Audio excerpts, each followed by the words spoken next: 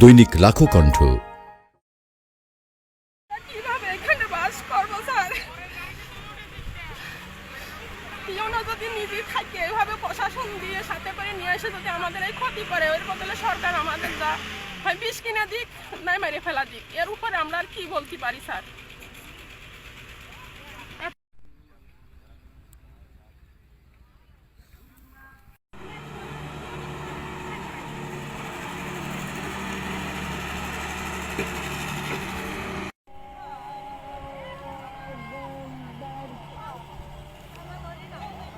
দেখেন স্যার, ওইটা খানপুর মৌজা। আমার প্রথমে বাস করে আমি কয়েকদিন আমার স্বামী দিন মাছ খাই, আমি বাধা দিই বাবুল আক্তারের কাছে কই, শান্তবার কাছে কই, মাসুদের যা পা তারা দেখো 7-8 তলা বিল্ডিং মাই ফেলা যাচ্ছে। এত চর এই কথা জানে সরকার তো আমাদের বসাইছে, তাহলে সরকারের লোক আসে আমার উঠে দিক আমরা চলে যায়। আমার স্বামী ওই কথা বলছে, এই চরের কাজম ভাই এর দুটো পুলিশ লোক বাধা দিচ্ছে বিধায় তার আগে 40 শতক জমি দিয়েছে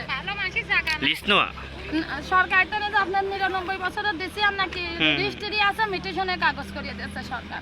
ফেসারি কাটিয়ে ফেলছে, যে ফেসারি ছিল রায় ছিল ওইটা হচ্ছে খানপুর মৌজা স্যার, না স্যার এইভাবে কাটিয়ে বাড়া চলে যাবে। আপনারা ইউনো বা ওসি সাহেবকে কিছু জানাইছেন? হ্যাঁ, টিওনের কাছে গেছিলাম, টিওনে বলছে যে মাটি না মানে কিছু থাকবে না, এটা টিওনে বলছে, গাইরা সবাই এটাই বলছে, কাছে মাটি থাকবে না সরে। আর সরকার আছে, যে সরকার বসায় সেই সরকার নাকি উঠোয়। তখন আমরা বলছি সরকার তাহলে এই জায়গায় ঘর দিচ্ছে কেন, নদীর ওপারে বাঁধ করে দিচ্ছে কে?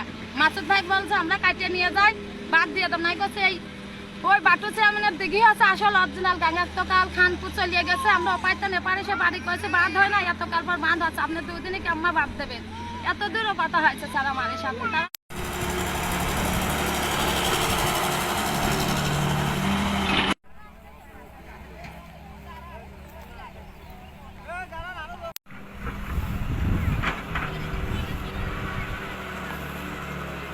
জমিতে কাটবে, ফসল কাটবে, কারণটা কি? এটা কি ফসল আছে আপনার জমিতে? আমার এই জমিতে গম আছে, মসুর আছে, মটর আছে, রাই আছে, শস্য আছে। না এখন এই মাটি নেই। মাটি কোথায় যাচ্ছে? মাটি ভাটায় যাচ্ছে। আচ্ছা, আপনারা কি ওনাদের সাথে কথা বলছেন যে আসলে? কথা বলার জন্যই তো স্যার, সরকার বলছে কথা বলার জন্য। কথা বললি পারে, ধরেন আমাদের বলেছে যে হাতে হ্যান্ডকাপ লাগা নিয়ে যাও। কে বলছে? গাড়িওয়ালারাও বলেছে, বহু লোকই বলেছে। এখানে আমার কথা কর শক্তি নেই।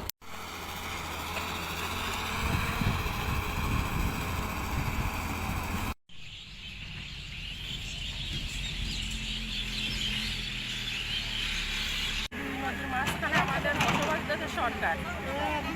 আমাদের ধরেন নদীতে যখন পানি আসে সব ভাঙিয়ে ছিঁড়ে চলে যায়।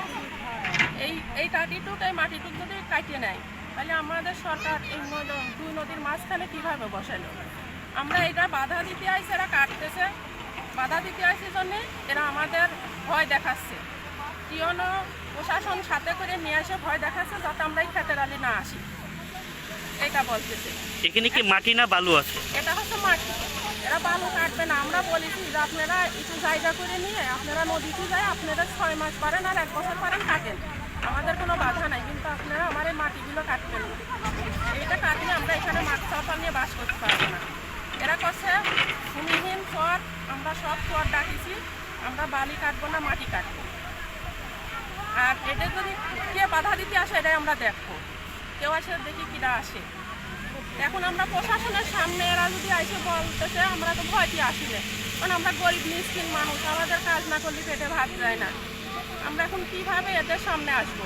চাচ্ছেন কি আপনারা এখন? কি আমরা চাচ্ছি আমাদের এই মাটিটা যেন না কাটা হয়। আমাদের ফসলগুলো আমরা নিয়ে দেখেন রোন তুলে কত কষ্ট করে কিস্তি দিচ্ছি, মাছ কলের লেখাপড়া করাচ্ছি। এই নদীতে যখন পানি আসে, আমার একটা বাচ্চা এই নদীতে মারা গেছে স্যার, এই স্কুলে যাতে যায়।